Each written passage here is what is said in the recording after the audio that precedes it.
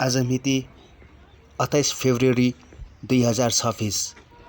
आजको हाम्रो यात्रा हुनेछ गोदावरीबाट फुलचुकीको चुचुरो र त्यहाँबाट नागीडाँडा हुँदै कुसादेवी अनि पनौती। आज हामी 3 जना आवास भाइ र मधुशंकर सर अहिले 9 बजिसकेका छ। हामी आफ्नो यात्रामा लागिसकेका छौँ। यसरी जाँदा जाँदा अहिले फर्स्ट पोइन्टको गोरेतो सकिया छ। एकछिन सुस्ताएर बसेका छौँ।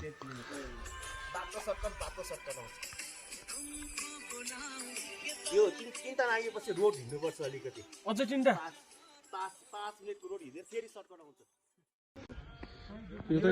गोदावरीदेखि फुलचुकी 13 किलोमिटरको दूरीमा अहिले हामीले लगभग आधी बाटो पार गरिसकेका छन्।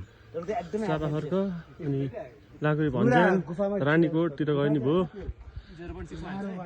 त चापाखर्क त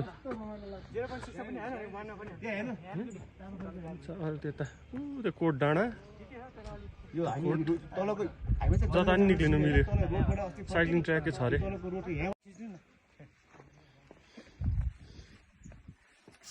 चुचुरो पुग्न केही समय अघि यहाँ एउटा जलाशय छन् जहाँ जीवजन्तु तथा चराचुरुङ्गी आफ्नो तिर्खा मेट्न आउँछन्।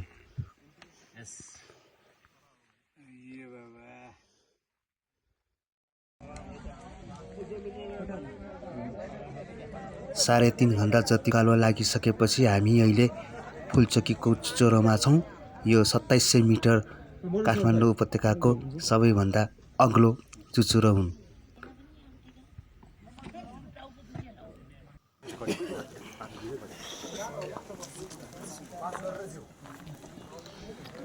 फुलचुकी माताको दर्शन गरिसकेपछि अब हामी नागी गुम्बातिर जाने तर्खर गर्दैछौँ।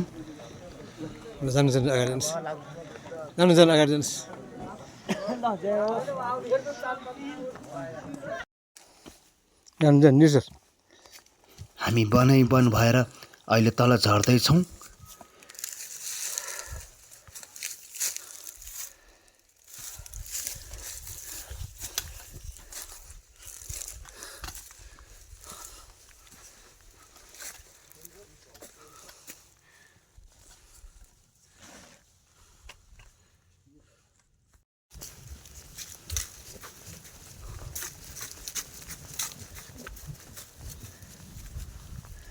यो चाहिँ पाटेश्वर जानुहुन्छ नि त्यस्तो सुरु गर्नु।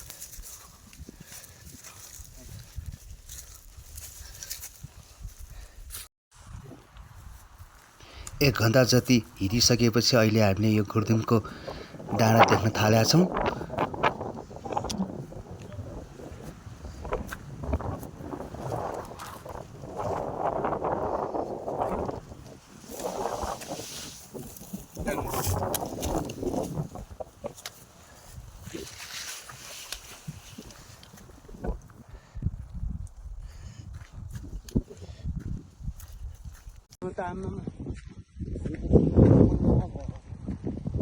यस बिच चौरबाट चारैतिर प्राकृतिक सौन्दर्य देख्दा हामी खुसीले गटगट भयौँ। साह्रै रोमाञ्चक हर्षले विभोर भएका छौँ हामी।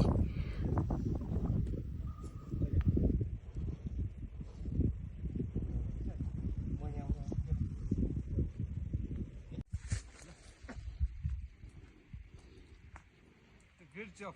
Yes.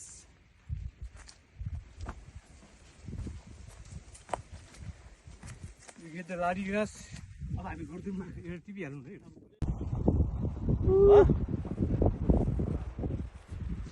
आयो अगाडि नै आउला यो लागि लागिरहेको हेर्नु त्यहाँ। पुग्ने हैन।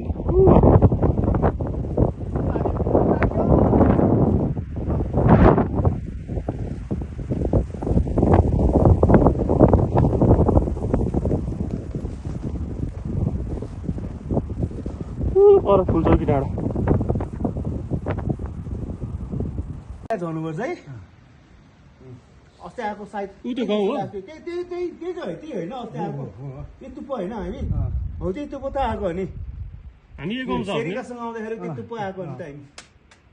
त्यहाँ पुग्यो भने सक्यो गर्ने ल रानीको देखाइदिउँ न खोइ आवास भाइलाई पखाइ एकछिन चम्खार कहाँ हो देखाइदिउँ यहाँबाट देख्छ सबै चम्खार देखाइदिउँ सबै यहाँबाट झरेको यसरी प्राकृतिक सौन्दर्यमा रमाउँदै आउँदा आउँदा हामी अहिले नागी डाँडा नजिक पुग्न लागेका छौँ।